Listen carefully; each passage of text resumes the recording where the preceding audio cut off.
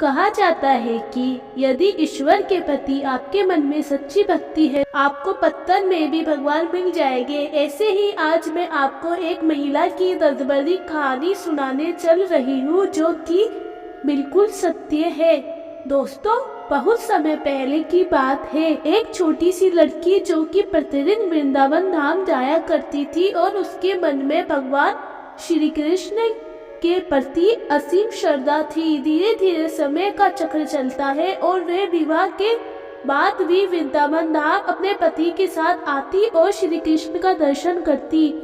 कुछ समय बाद उसके बच्चे भी हो गए, फिर भी वृंदावन धाम जरूर आती है। इसी तरह समय का चक्र चलता गया। एक समय ऐसा आया कि वह बूढ़ी हो गई। उसने अपने बच्चों का विवाह भी कर दिया और उसके नाती पोता भी हो गए। फिर भी उस औरत ने वृंदावन धाम जाना नहीं छोड़ा। अब वह महिला चलने में बहुत ज्यादा समर्थ नहीं थी, इसलिए वह वृंदावन से एक अष्ट धातु की मूर्ति लेकर अपने घर आ गई। वह उस मूर्ति से अपने बच्चे की तरह प्रेम करती थी। जब भी सोती या जागती, बस उस मूर्ति पर ही उसका ध्यान लगा रहता। कुछ दिन बाद कृष्ण जन्माष्टमी का त्योहार आया। अतः उसने अपने बहू से कहा कि बेटा, मेरे कन्हैया को नहलाओ और इन्हें सुंदर वस्त्र पहनाकर सजा दो, क्योंकि आज मेरे लल्ला का जन्मदिन है। बहू कुछ जरूरी काम कर रही थी। उसने अपनी सास से कहा कि अभी मैं कुछ जरूरी काम कर रही हूँ, मैं अपना काम कर लूंगी, उसके बाद आपके लल्ला को नहलाकर तैयार कर दूंगी। उस महिला की सास ने कहा कि आज तक इस घर में सबसे पहला काम हमारे लल्ला का होता है, उसके बाद बाकी काम होता है। उसकी बहू को गुस्सा आ गया और उसने झुंझलाकर मूर्ति को उठाया और मूर्ति को ले ही जा रही थी कि अचानक उसके हाथ से मूर्ति छूटकर जमीन पर गिर गई। वह बूढ़ी औरत जोर जोर से रोने लगी और अपने बेटे को बुलाकर कहने लगी, मेरे कन्हैया को चोट लग गई है, अतः जल्दी जाओ और किसी डॉक्टर को बुलाकर ले आओ और इसका चेकअप कराओ। यदि इसे कुछ हो गया तो मुझे भी मार दो, क्योंकि मैं अपने कन्हैया के बिना जिंदा नहीं रह सकती।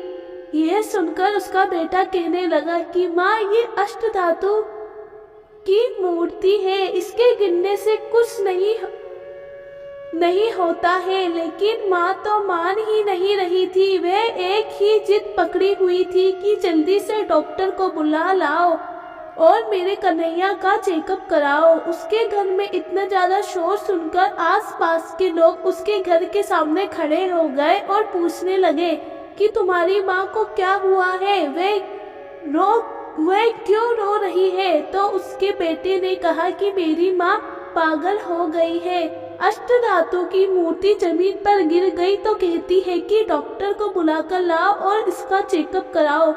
उसी भीड़ में एक बुजुर्ग व्यक्ति भी था। उसने कहा कि ऐसा करो, अपने मोहल्ले में 3-4 डॉक्टर हैं, किसी भी डॉक्टर को लेकर चले आओ और उसका चेकअप करा लो, जिससे तुम्हारी माँ शांत हो जाएगी। वह व्यक्ति जिस भी डॉक्टर के पास जाता, उसका केस सुनकर डॉक्टर उसके घर चलने को राजी ही नहीं होता है। फिर उसने एक डॉक्टर से बड़ी मिन्नतें की और कहा कि डॉक्टर साहब, अब इस मोहल्ले में आप ही एक अंतिम डॉक्टर बचे हुए हैं। अगर आपने भी चलने से मना कर दिया तो मैं किसके पास जाऊंगा। उसने डॉक्टर से सारी बात सुनाई और कहा कि आप जितनी फीस लेंगे मैं आपको दूंगा, बस आप एक बार मेरे घर चलिए और कन्हैया का चेकअप कर लीजिए। बहुत कहने पर डॉक्टर उस व्यक्ति के साथ चलने को राजी हो गया।